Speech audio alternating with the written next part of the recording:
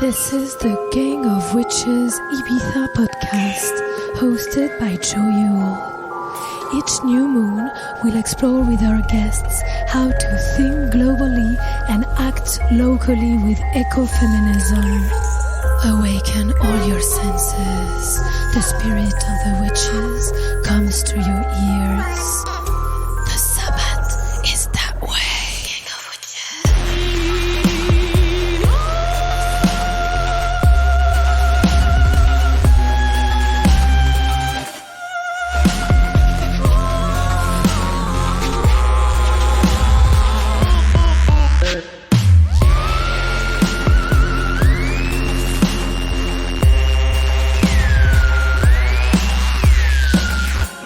Welcome back to the Gang of Witches Ibiza podcast with me, Joe Yule.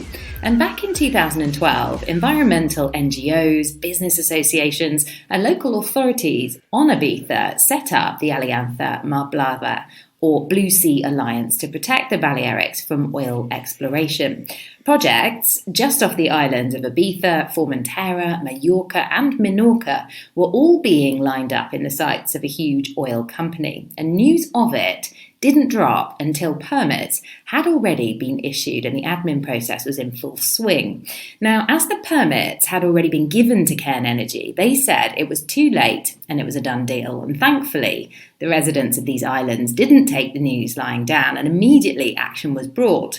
As it turned out, environmental approval was still needed from the government in Madrid, and this is how I came to meet Sara Pizzinato, the previous Director of Ibiza Preservation, as she played a key role in grinding this action to a halt with a hell of a lot of backup, but she was also a huge part of the story in helping the Allianza to form and also come to full fruition.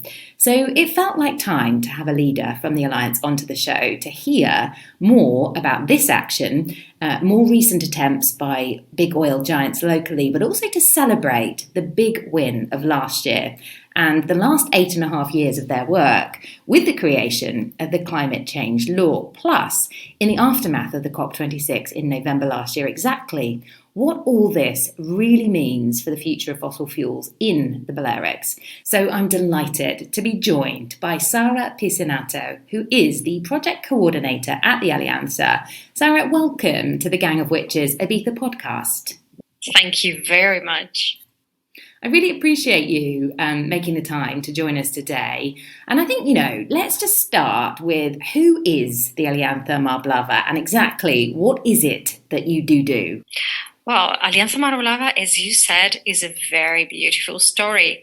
It was born in 2013 from the rejection of the Balearic Islands to oil drilling, deep water oil drilling projects of Cairn Energy oil company, and but since then has been grown up until we are now 120 members in the whole area of Balearic Islands, but also Catalonia, Valencia community. And these members are. This is the special part. These members are from civil society and from business of the entire region, all together working against oil drillings. That's the first time that some of these members sit around the same table and talk about working together for the same objective. That's something really new. And it was basically the distinguishing element of Alianza and the reason why it was so successful in making impossible to have really oil drillings around Balearic Islands in the last 8 years. So can you tell us a little bit about how you closed down the oil prospection for Ibiza when you guys first got it started? Because that was like 4 years of campaigning in the making. when you closed down Cairn Energy's plants, and that's pretty impressive work. Well, it was very shared work, shared between Alianza members, between many volunteers, between local administrations, putting pressure on national administrations, and work of the Alianza Mar Blava Secretariat, all together, and legal jobs. So it was a clear strategy along 4 years to block each and every step of the license petition of the oil company. In the end, after collecting around 40,000 official signature allegations to the process of environmental evaluation, finally the environmental ministry decided to say, okay, this project is not fit to the environmental area of Balearic Islands and all its environmental value. We have to defend that. So they basically decided to give a negative evaluation impact assessment.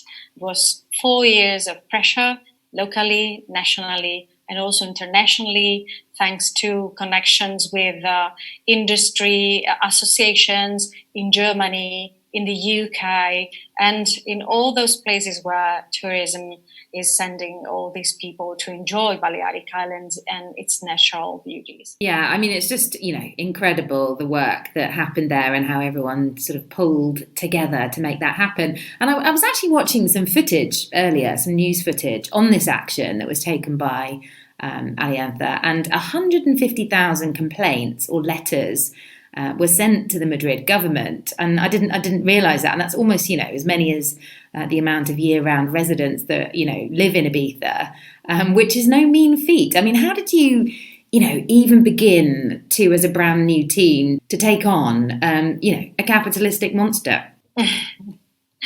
Well, because basically the reason was that everybody was so focused in defending Ibiza, and everybody was doing exactly the best they knew, by making art, by making legal documents, by making lobby pressure, by making songs, parties to raise funds.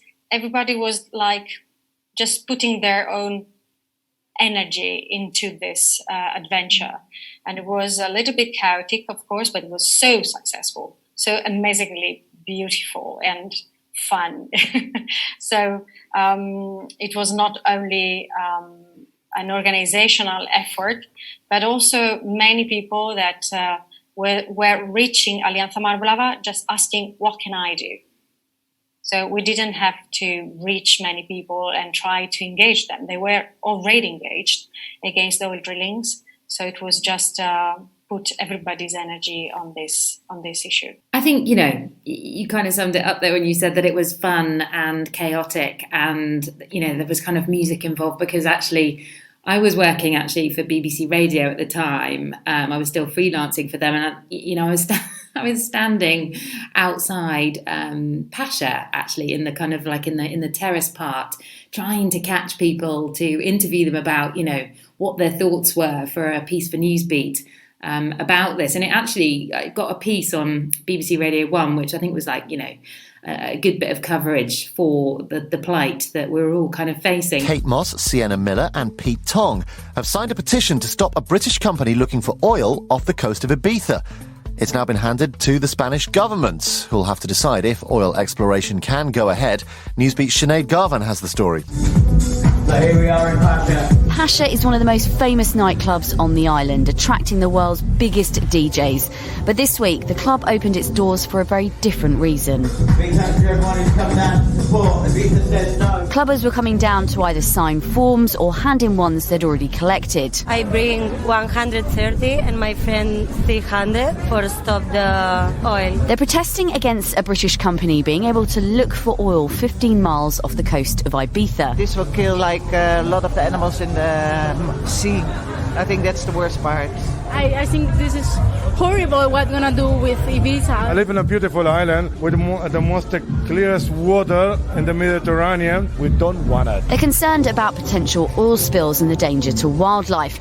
Also, the sight of oil platforms off the coast and the effect it could have on tourism. 99% of the people live from tourism. Sandra Benveniste is the coordinator of the Ibiza Preservation Fund. There's no way we can risk what we have, which is our paradise, our reputation to be really an island that everybody loves. And it's not just the locals objecting. Kate Moss, Sienna Miller, Paris Hilton and Radio 1 DJ Pete Tong have also backed the campaign. This is in the early stages, though, and the oil company called Cairn Energy told Newsbeat what they want to do is nothing new. The Mediterranean has been used for the past 40 years for oil exploration.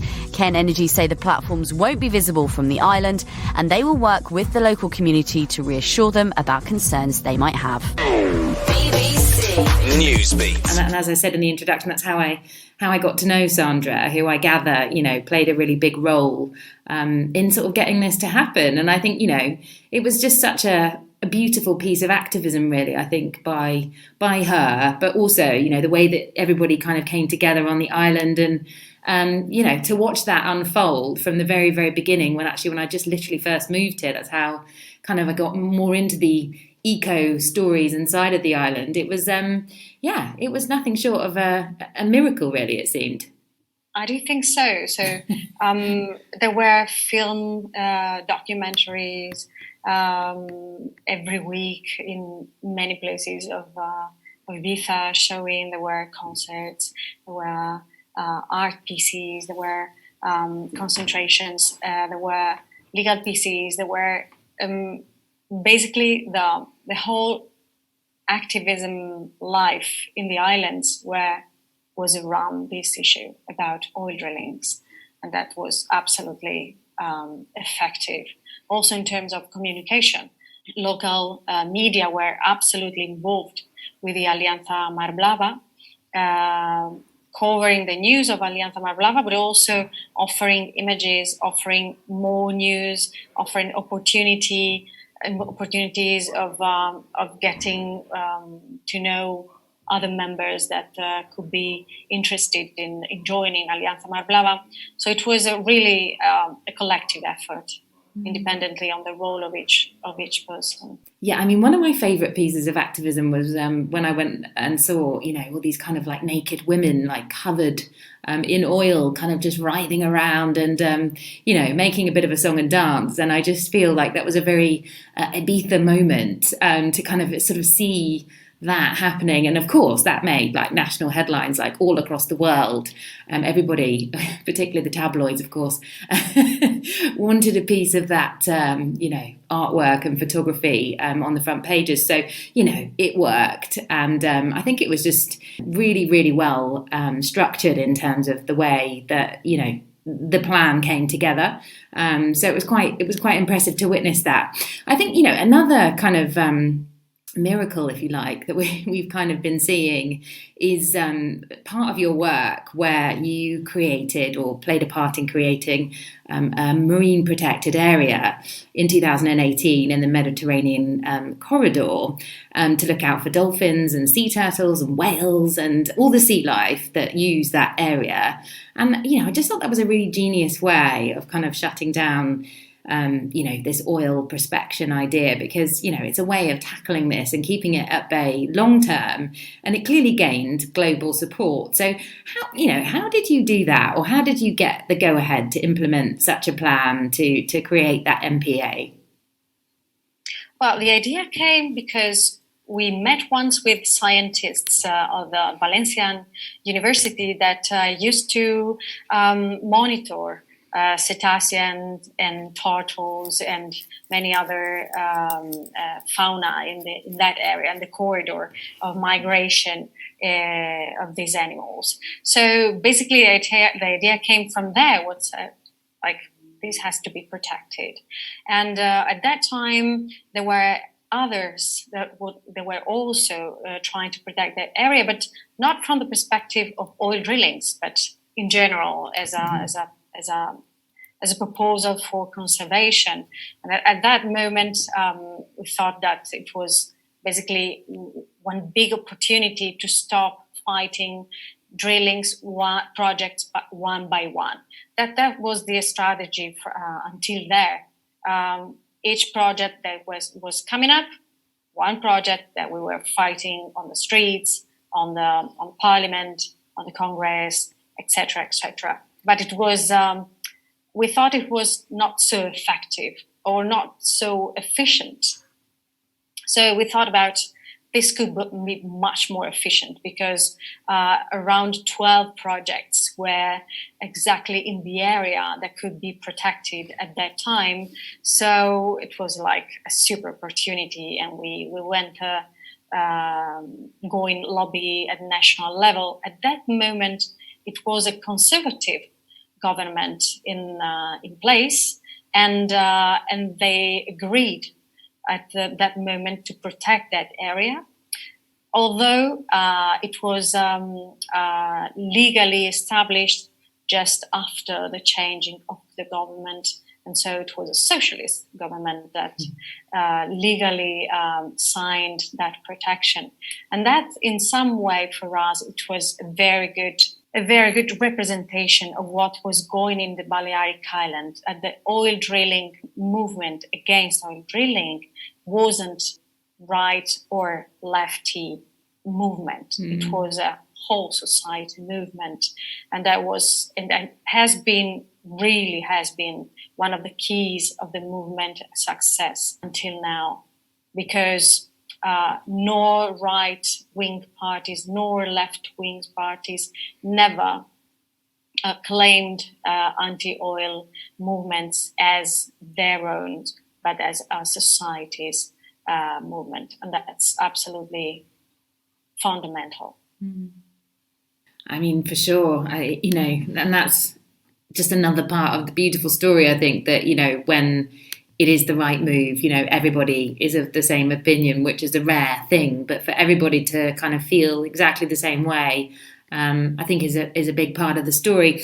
I mean, let's move on to the story from last year, which feels like, one of the big wins of 2021, with the news that Repsol abandoned its hydrocarbon extraction activity in Spain completely. And off the back of this, the approval of the law on climate change and energy transition, which prohibits the search for new hydrocarbon deposits in Spain. And that kicked it in, which means that oil companies are going to be kept away forever.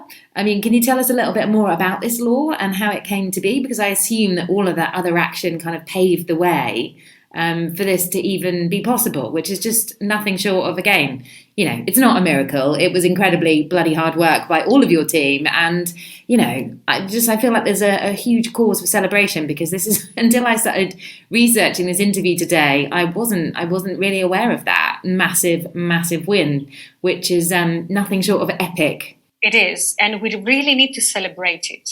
But COVID-19 came in between. It was impossible to celebrate it properly, but we want to do it. Yes, it's absolutely historical, I would say, this change that the climate change and energy transition law introduced in Spain. What does it say? Basically that from the moment in which the law comes into force, no new drillings, and nobody can look for new hydrocarbon places. That's very important, because this means that basically all the projects that were still around Balearic Islands and in the coast of Comunidad Valenciana, they're basically dead. So they are still waiting for deadlines to be met, and finally they will be scratched. So the law, what says is that not only new petitions of license are forbidden, but also the ones that were asked before the entry into force of the law. So that's very important, because there were 22 projects of looking for hydrocarbons in Spain, and they are all dead. Most of them, they were in the area of the Balearic Islands and Comunidad Valenciana and Catalonia. So that's great news. What we didn't win is that the existing licenses to extract oil and gas offshore, for instance, in the Repsol ones, they can be extended until 2042. That's too long. The idea here is that Repsol, that's the only one that owns licenses offshore in front of Delta del Ebro and in front of Doñana, two of the main biodiversity points in Spain. Basically, they can still extract oil and gas from there. But Repsol also said that they will quit their hydrocarbon exploitation in Spain. So what's the trick here? The trick is that they can ask for converting those licenses into something else to do something different around energy in the same areas. I repeat, all these areas in which Repsol until 2021 was extracting oil are protected areas. So basically the point here is that Repsol will not extract oil and gas anymore in Spain, but they can ask for converting their licenses, for instance, to inject CO2 in old oil wells, for example, or injecting gas to store it in the same old wells, or any other energy-related projects in the same areas. So we haven't finished with oil companies in Spain, inland and offshore. And one case from last November is that, for instance, another oil company that is Naturgy owns 3 oil wells in Doñana, inside the Doñana Natural Park. Their license expired in 2018, and in November 2021, they managed to have their license renewed and to come back to gas extraction in a natural park. So the fight is not over. I'm sorry. It's still on, and we will fight it of course. It's very encouraging to hear that this work is being done, and there are people like you and the Allianza that are doing this work. I mean, it's just scary to think that, licenses are still being granted. I've been seeing that a lot of banks are funding a lot of this kind of work. The Stop Cambo campaign has been a real storyline in the last few months, particularly obviously in the aftermath of COP26. I mean, that was the real activist point there, I think, for many people. They were really, pushing that agenda forward. And I had no idea that, this was such a thing. And also the fact that I'm banking with, someone that's actually paying for it is very depressing and very disappointing, and actually quite shocking, if I'm really honest. I've been with, Barclays Bank for more than 20 years, and then you kind of understand, I guess it should come as no surprise. In some ways, they've got to make money and big money, and those are the people with the cash. But at the end of the day, it's not good, and it's we all have to take action to not bank with those people and to make them pay the price, because otherwise they're not going to change anything and just think that they can continue. That's a very, very hidden agenda of Barclays, for example, or Credit Suisse, or any of those banks. And none of us, how are we supposed to find that information out until, as I said, it comes to the fore through activism. So I find that very encouraging. I mean, are you doing anything on the Stop Cambo campaigns? No, at this moment we don't. We are focusing on other issues, but we collaborate with, for instance, Fundación Fiare, that is an independent social financing institution. And together with them, what we do is activism in AGMs of oil companies, for instance. to make sure that through Fundación Fiare pays or buys some actions from these institutions, from these oil companies, and we access to the AGMs to ask difficult questions to the companies, and we make visible what they do with the money of their investors, instead of putting their money in renewable energies, energy transition, and whatever. They keep putting their money in keeping oil and gas as one of their major activities. So that's what we do in terms of financing. It's more a work together with investors more than the other campaigns. I saw directly after COP26, actually in the news, one of the other big headlines that came out of that was that Joe Biden was funding or allowing or opening licensing for people to get prospection licenses or agreements for the Gulf of Mexico. I mean, I don't know. Nothing seems to shock me more than, a bunch of world leaders sitting around a table in a big summit like the one they just had in Glasgow, and then, a week or 2 weeks later, then basically something else is on the table that's completely the opposite of what was just agreed. What are your thoughts on that? Well, it is absolutely schizophrenic. I mean, you can't do that. And you can't think that people are stupid and don't see that. So, of course, you will. Biden will receive and received opposition to those licenses, because it's exactly the opposite of what we need as a society to survive. The issue here is not just to protect. That's a great issue, to protect one area or another area from oil extraction or gas extraction. The problem here is that if we don't keep oil, gas, and coal in the ground, we'll not survive as a species. So, and this is not like in 2,000, 3,000, 4,000 years. It is now the key decade. So all the decisions that are taken, especially in the energy sector, where all decisions are made today to start in 5, 6 years and to exist for 20 or 30 years.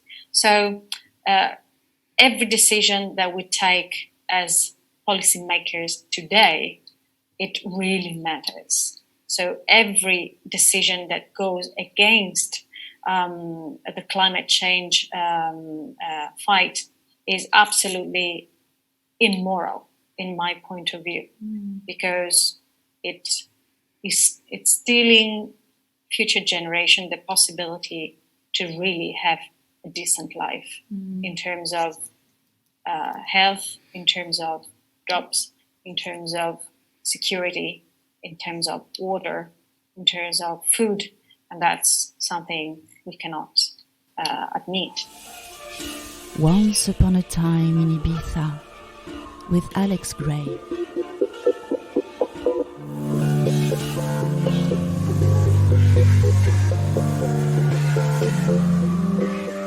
Love me now. The illusion of a distant shore, pulling me closer with the moonrise once more. The song of the sirens enchanting my heart. I return home to my island, my life ripped apart. Intoxicated by the mystic spinning her web, I plea transformation, bow my heart low to the goddess's head. The etching of chaos, karma and bond, ingrained in this rock that floats on a pond. I walk barefoot through my castle of dreams. The unlocking of my heart is not what it seems. The veil of realization enters at dawn. The smog of convention made me a pawn. I traveled far offering my dreams to your gold. I believed your stories, the lies that you told. The purity, the bliss of the sweet island kiss. Where did we go? What did we miss? We gazed to the left with the masses in sight, yet the truth and the map unraveled to our right. We made a shameful mess in the name of glory. To protect and to serve, always sold a better story. I want to open my heart and breathe deep into my lungs. I want to connect to this source and feel forever young. The savage existence of earth and root holds us close to its mystery by bearing its fruit. Stillness adorning each star in the sky, I look at what is ancient and I discover what is why. The winds are sent to change our direction, destiny, rebirth, endless resurrection. I awaken, I listen, with heart beating rhythm. I can hear you now. I will love you now.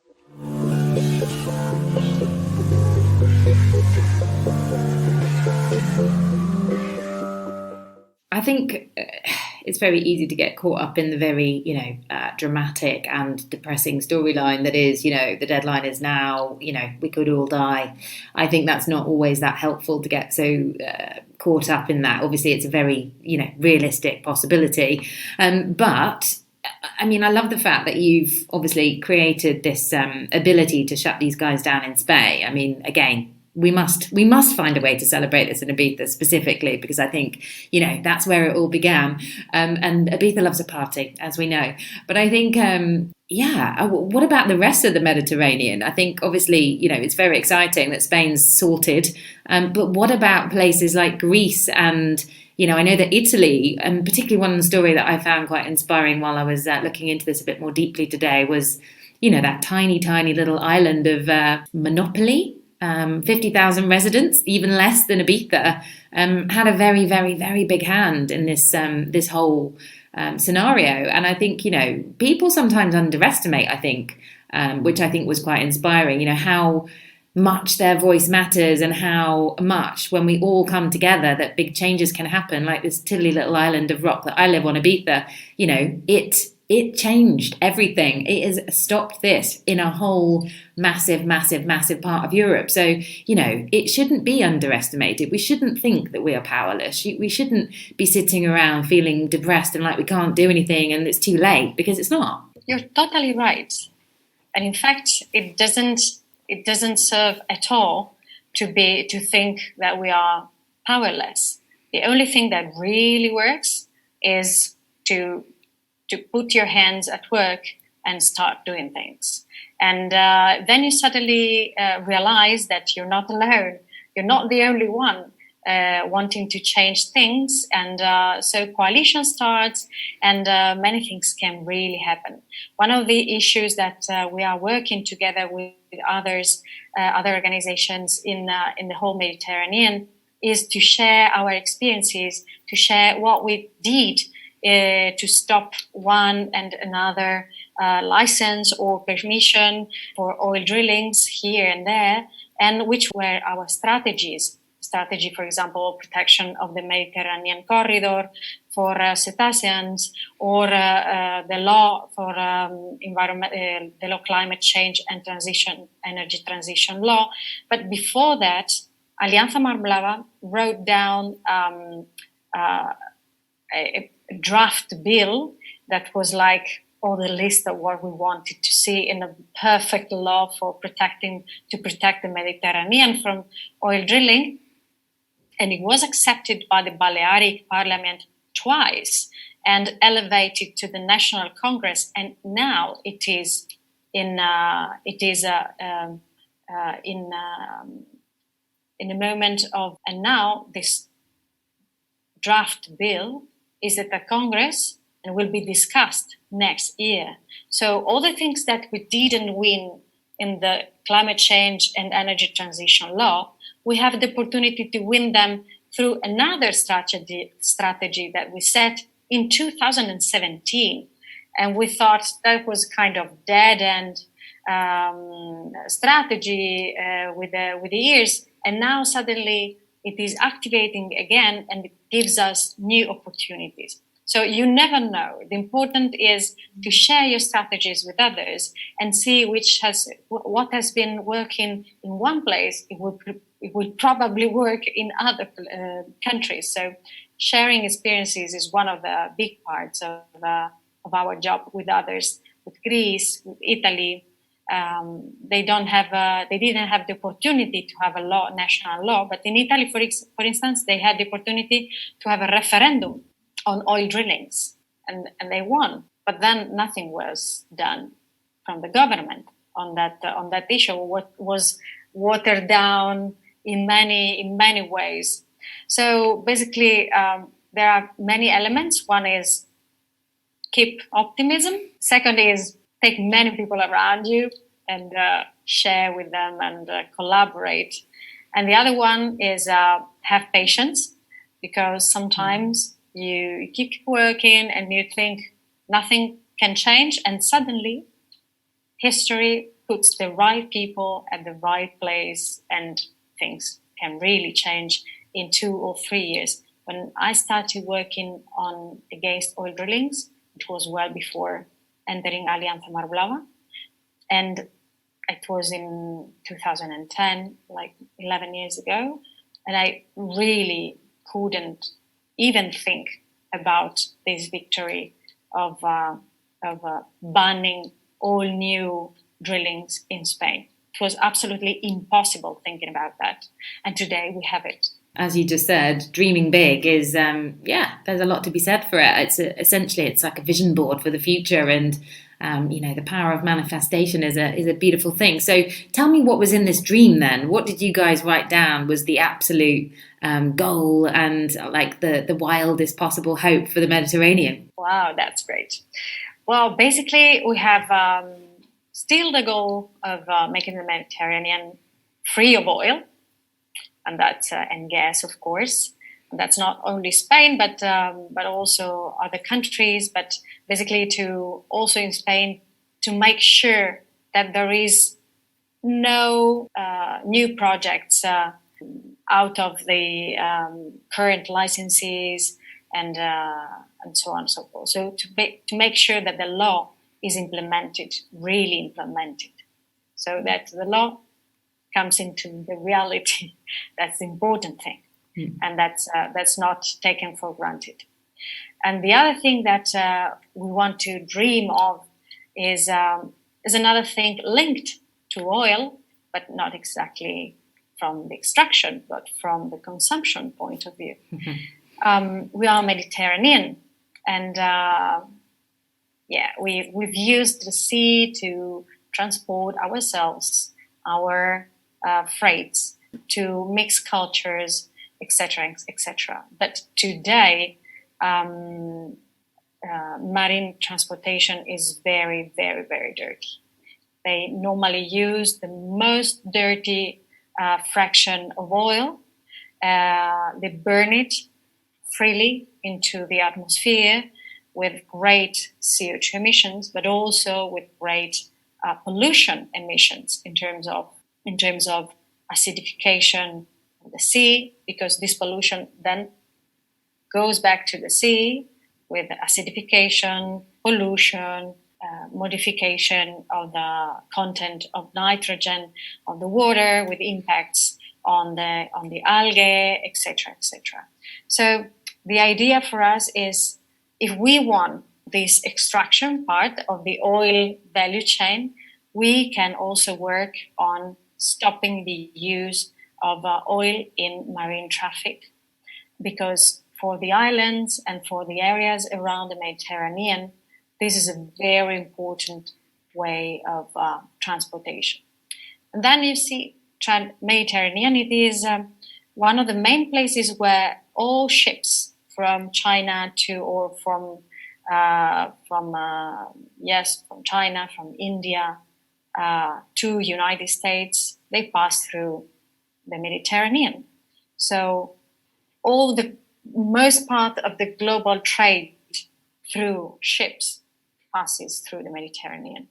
And what they do, it is important for the Mediterranean Sea, but also for the people living on the islands and living near the ports where those ships put an anchor, because those ships normally keep burning oil still where they are at anchor.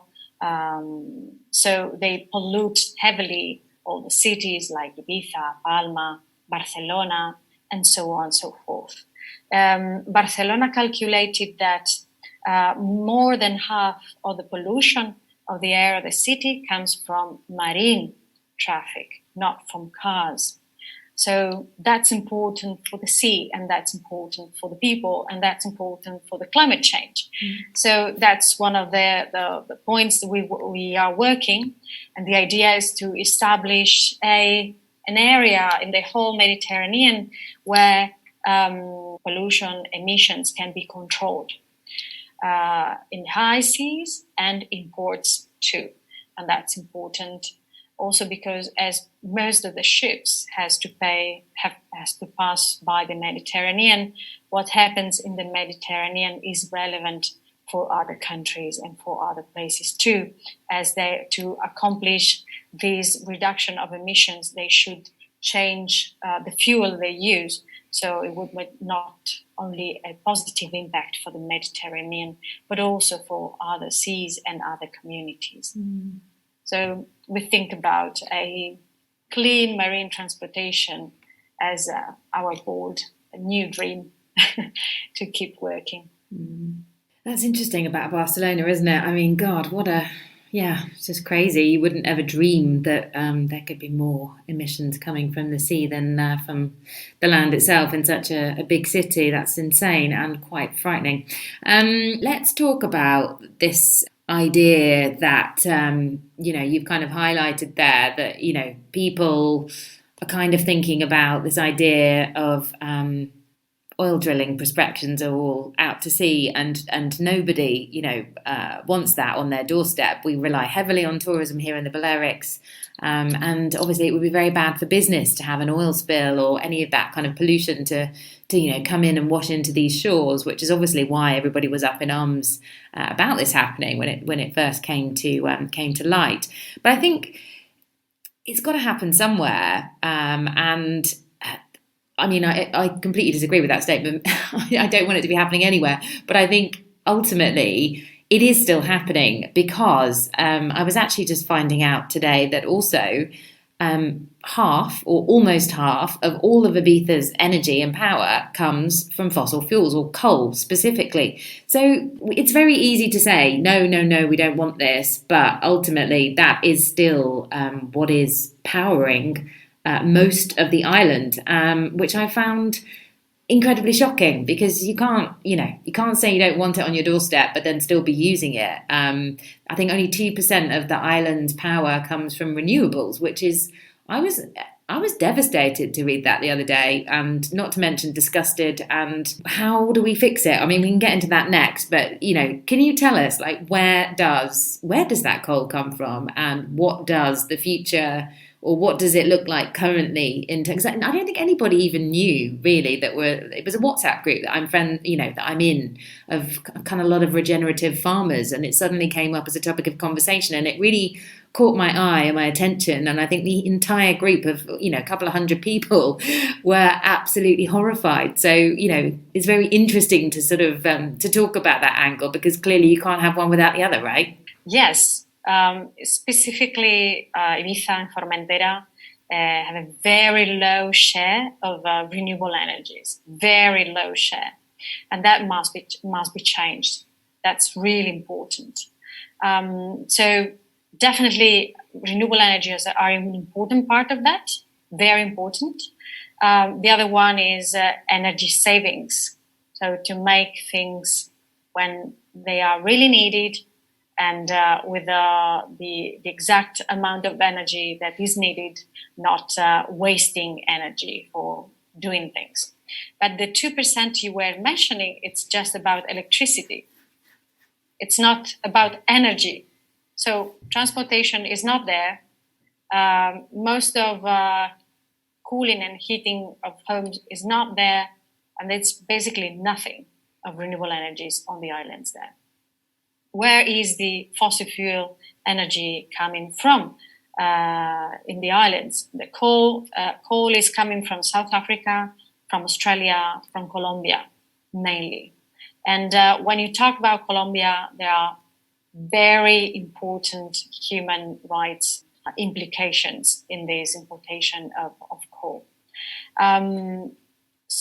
and in Australia, basically, the production of coal, the dependence of the Australian economy from coal extraction and exportation has made that Australia is still one of the laggards at the COP26, for instance, negotiations. It's not casuality. It's because Australia exports a lot of coal also to Spain to burn it. So, of course, the idea is not, we don't want drilling here, but let's drill in any other place. It's great. No. The issue is not that. And one of the main reasons why we started working on marine traffic is exactly that. I mean, that's great that we stopped, and we have to still work on really stopping oil production and gas production in Spain. But we also need to work on reducing the demand of oil and gas to transit towards renewable energies, energy efficiency and energy savings, to really alleviate the pressure of oil and gas and coal extraction in other places that sometimes, and I would say in many places, are connected to human rights violations. So it is our responsibility also to tackle that issue.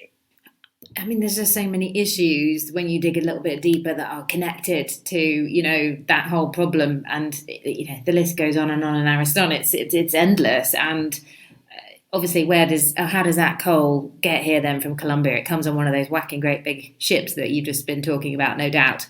I mean, so... No doubt. You've got to have the fuel to feed the fire, essentially, quite literally in that case. And therefore, I don't know, I'm no expert in this field. Obviously, you are, and that's why we're here.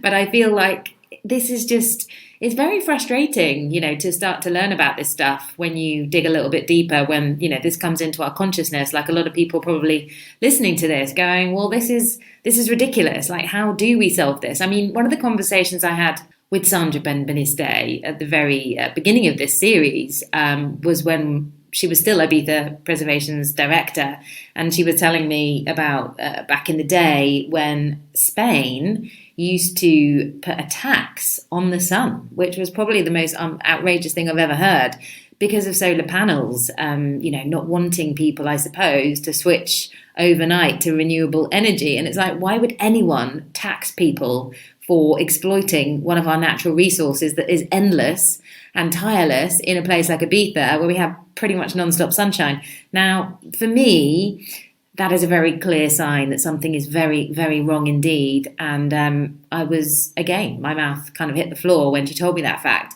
And I know that that's kind of starting to change, or maybe it has changed, but even so, like, how could, why?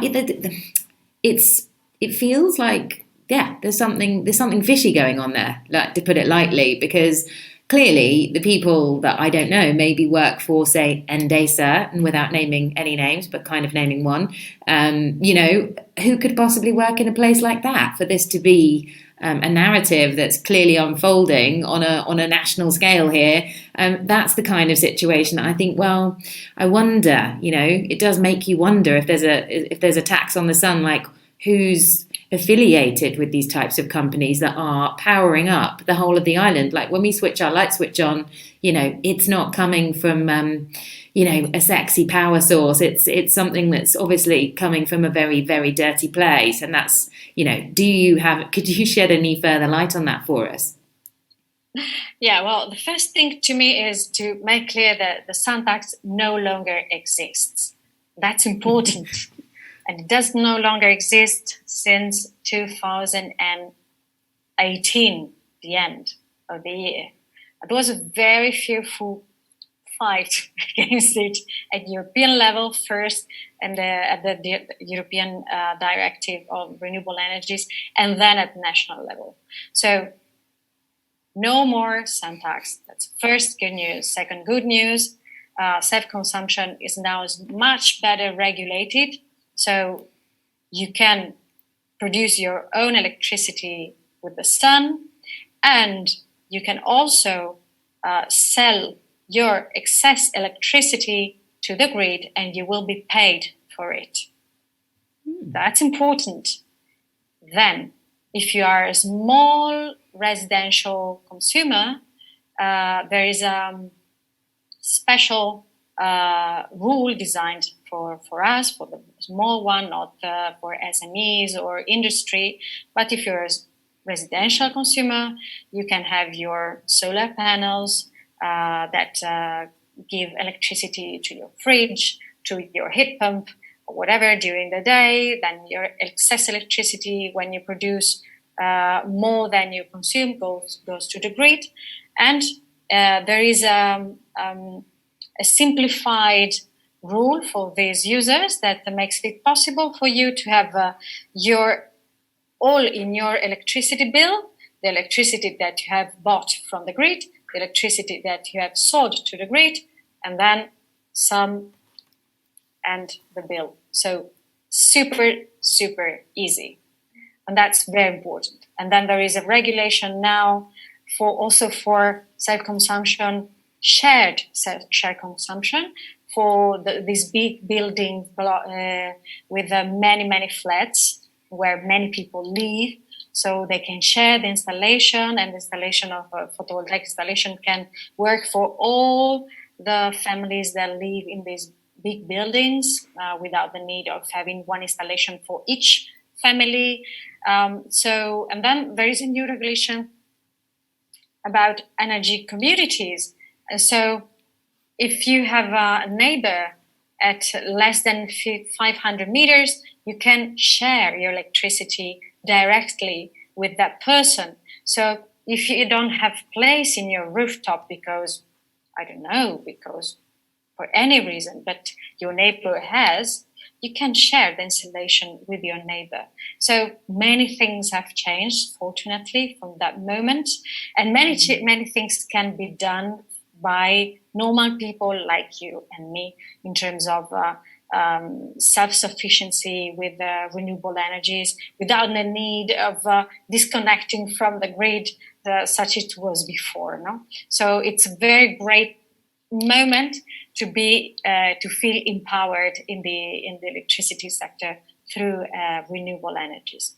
But of course, we come from a history, and the sun tax was a reality at that point, at that moment, and it is the expression of a reasoning from the very big electricity companies, and it is we are not prepared for renewable energies, distributed renewable energies. So until we are not prepared, we will block everything.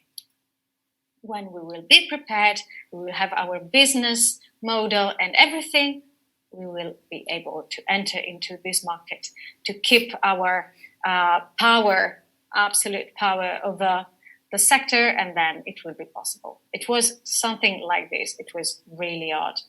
Fortunately, we have European directives, fortunately, and many things have changed, but still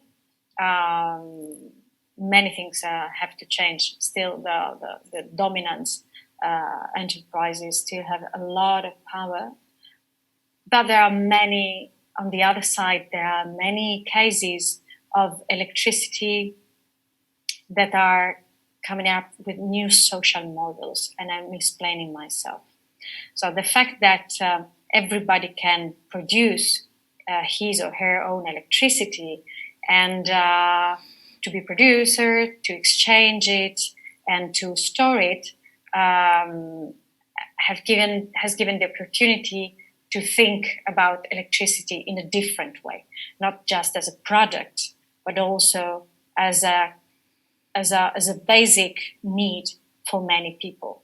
So, for instance, there is an energy community near Cairn that is now being built, in which a school of the town is going to install a lot of solar panels to, of course, to be self-sufficient for their consumption, but also they have dimensioned the installation to be more ambitious and to exchange their electricity with 30 families in the town, and specifically with the most vulnerable ones.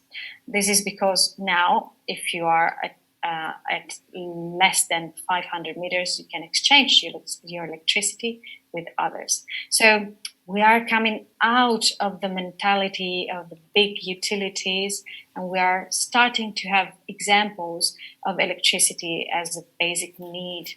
And that's great. And that is something that is possible just because people is coming into the electricity sector and in bringing a new philosophy to it.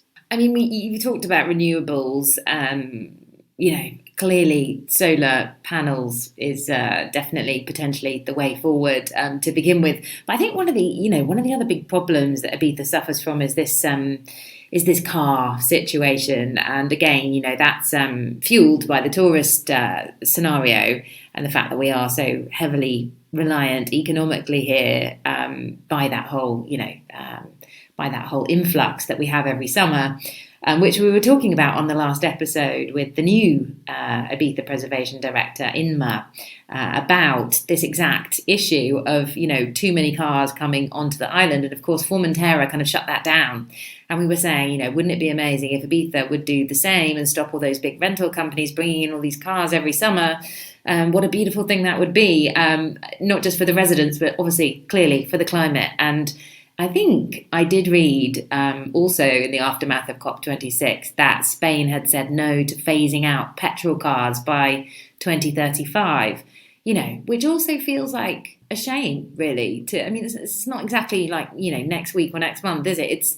It's a good 10 years away, guys. Like, people have got time to save up for a car in a decade of planning and plotting. And okay, I'm not saying everybody can, but hopefully the people that can afford it will invest in our future and the future of, the community. And I loved what you said there about energy communities. And I think that this idea of coming together is the only way we're going to solve any of these issues. But I do feel specifically for Ibiza, I know that millions of cars get shipped in the summer. God only knows where they all go or they all live, apart from obviously like rental properties. But, it's a real thing. And, is that realistic, do you think, to switch things over to electric, or at least shut down the influx of cars, for example, in a place like this in the summertime? What's your thoughts? I do think it is realistic. Definitely it is. And it's necessary. Basically, the decision of the Spanish government is based on the lobby from car companies. That's super clear. Car companies have been opposing the switch to electric cars for the last 30 years. First, opposing to more strict energy efficiency standards, and then specifically to phasing out diesel cars and fossil fuel driven cars. And that's really a pity for two reasons. One is because it is true that Spain is a car producer. It is true. We have a lot of car industry in the country, but it's not an industry that is looking to the future. It is a company, or there are companies that are looking at maximizing their benefits for now. And so the idea is not to make a win-win change. It's just to take the present situation and squeeze it as much as possible. And it's not only a problem for society. It is also a problem for those workers that rely on their jobs on those industries, because in few years reality will take over, and the reality is that many municipalities are closing their city centers to diesel and to gasoline cars, that are closing to the most polluting vehicles in general. So not everything is in the hand of the national governments. A lot of local governments are acting, and it is quite effective in terms of reducing pollution in the cities, but also influencing on the investment decisions of people when they buy a car in two ways. One, really think about if you really need a car. And many people in big cities are saying, well, basically, probably I don't need a car if I have a sharing vehicle service that works properly.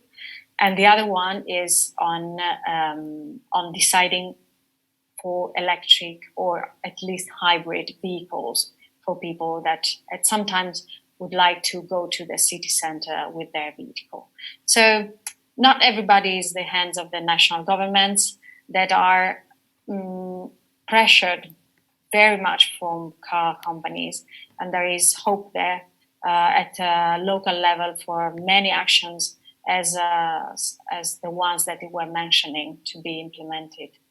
I feel like it's a bit disappointing in some ways because I feel because Ibiza is so small, it's one of those places where it can almost be like a sort of a mini experiment for the eco future in some ways, and it is to many extents. And I think there's a lot of people here that are so passionate about their environment and ecology and the surrounding nature and beauty. I mean, that's obviously the number one reason that most people move here from anywhere else to live, because it's just so gorgeous. But it's not going to stay that way unless we all do our part. So I feel like there are, an amazing community of people here that really care about Ibiza and really care about the sea, and all of those projects that we've just been talking about, and the influx of all that power and where it's coming from. And, they're really, really important topics. Obviously, as the Alliance of the Sea, I think, just last question before we go. Obviously, we've talked about on this series many, many times about the magic of the Posidonia and the way that it, offsets a lot of the touristic sins that we do have and acts as a carbon sink, essentially. But I think, from your perspective, to be kind of semi-realistic as well, obviously, what can we do to protect the sea? Because I think that's kind of like our number one asset in many, many ways. And, the work that you have done to protect the Balearic Sea and the surrounding area and the local Mediterranean waters is just nothing short of, amazing. But I guess when people come away from this podcast and they're like, well, what can I do? How can I contribute? I can't afford a solar panel. I can't afford an electric car.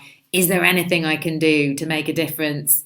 Let's maybe finish there, because I think, to empower people just even a tiny bit with a little tiny bit of hope before we end would be really, really lovely. Well, there are a lot of things that you can do to really save the Mediterranean from the huge amount of dangers that there are there. One is plastic, of course. Reduce your use of plastic and control that. You really make sure that the regional law on reducing single-use plastics is met in bars, in restaurants, in any places where you go and can have food and drinks. That's one thing. The other one is try to reduce your energy consumption. So make sure that everything you do with energy is efficient. You're not wasting your energy. Make sure that your home is well isolated. There are very cheap ways to isolate better your home during the winter, so the energy doesn't escape from your home and you keep warming and warming, or cooling and cooling in summer your house, and is everything going around out of your home. Share your vehicle. That's another great thing that we can do. Share your vehicle. And also share your tools. That seems like impossible, but there are some tools that we use at home that sometimes we buy, like for instance, a hammer that we use like 6 hours in its entire life. Share it. We don't need a hammer in each home. Everything that is reducing the use of materials, reducing the overconsumption has a direct impact on energy consumption and energy extraction and transportation of those goods. So it has very direct impact on saving the Mediterranean. And I think that this is something that we can all do. Amazing. Those are all wonderful, wonderful little tidbits there. And I think, even just like I was reading the other day about tea bags, just a tea bag, it just has so much plastic that it, if you don't get just the normal one with the loose leaves. So obviously as an English person, that's a real thing for me. So I'm like, right, that's it. That's where I'm going to start with my activism with my morning cup of tea. Right. So thank you so much, Sara. All those tea drinkers out there, just gotta sort that out. I really, really appreciate your time. For me, I could talk to you for absolutely hours. I've still got millions more questions, but we'll finish it here. But yeah, I really, really appreciate it, and thanks very much for joining us. Thank you very much for giving Alianza Mar Blava a voice. And let us know, more importantly, when the party is to celebrate the new climate law, because we'll all be there. Of course, we will invite you and all the people that really helped with all these campaigns that were thousands and thousands. I'm sure. Amazing. Very, very exciting. What a way to begin 2022 with all that positivity. All right, Sara, thank you so much for joining us. We'll see you soon. It was the Ibiza podcast of Gang of Witches, hosted by Joe Yule. See you at the next new moon. Until then, take care of yourselves. Ciao.